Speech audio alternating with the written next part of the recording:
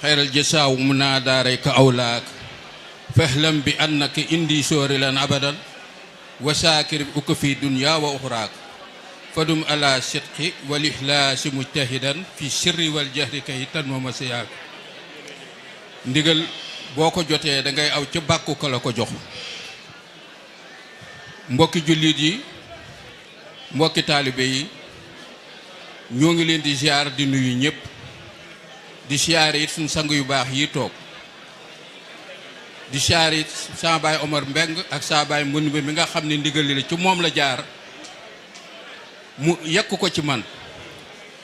di jaar ci président jëmb di la ñaanal sa yéen bi yàlla na woyof ci kaw yàlla na nga nu yàgg a jiite yàlla na yàgg a neex baay Sëriñ Mbay ñoo ngi lay ziar bu baax di ziar mbokki taalibe yi fi ne di ziar daayira yi fi nekk yépp nag di jaare ko ci président jëmb ak président di président bi nga xam ne ma nga nee toog mu sooxe ko ñëpp di dugli ci ndigal li nga xam ni moom sama sang bu baax bii wax sëñ Touba dafa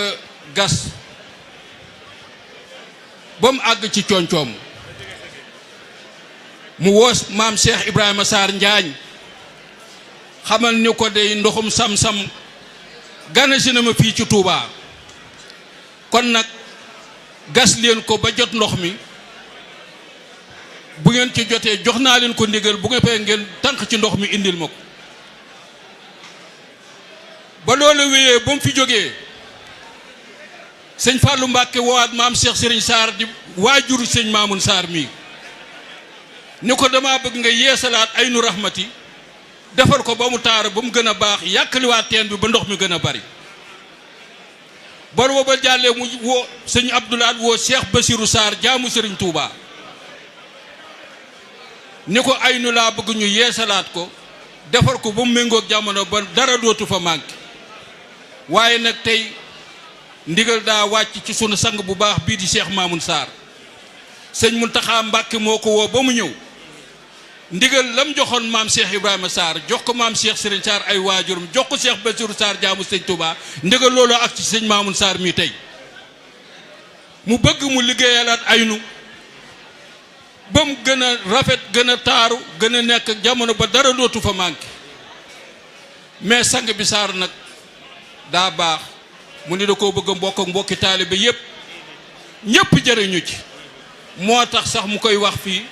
waaye kon kat du ko fi wax mën naa woo taalibe yi rek ñu commencé liggéey waaye nag sëñ Tuubaa bu la joxee ndigal te muy njëriñal taalibe yépp di njëriñal jullit yépp da nga koy yaatal bu ko ne mën caa jariñu Sarr Njaga yàlla na yen bi woyof ci sa kaw li nga nar a naal yàlla na àgg foo xam ne fii kawe na sa njort kawe njortu taalibe yi yàlla na ànd ak sunu bànneex ànd ñu fekk ak tal feesal sunuy poos ba li nga ci bëgg Serigne Touba jox la ko nga liggéey lépp loolu ñoo ngi sant ñëpp di gërëm ñëpp di asalaamaaleykum wa rahmatulah di jox sëñ bi rek mu tëjal ma samay kàddu kon nag sëñ bi nee na li nu wax doy na sëkk ñëpp dégg nañ ko asalaamaaleykum wa rahmatulahi taala wa barakatoo ndigal laa ngoog yàlla sëñ Touba yombal la luñ ca def. jërëjëf El Hadji Djili Diop ñu ànd ak déglu tuuti rek.